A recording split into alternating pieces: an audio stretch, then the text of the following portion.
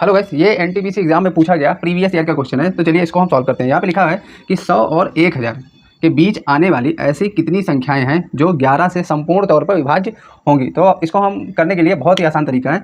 हम 100 को 11 से डिवाइड करेंगे तो ये आ जाएगा 9 बार में लगभग कट जाएगा, और 1000 को इसी प्रकार 11 से डिवाइड करेंगे तो ये हमारा 90 बार में कटेगा। अब 90 माइनस 9 हो जाएगा, 90 माइनस 9 हो जाएगा 81। तो 81 इज़ द राइट आंसर, 81 आएगा। अब आपको इस सवाल का आंसर कमेंट में बताना है कि इसका आंसर क्या आएगा। इसको भी हम इसी तरीके से लगा के इसका आंसर आपको कमेंट में बताना है। देखते हैं कितने लोग इसका सही आंसर देते हैं।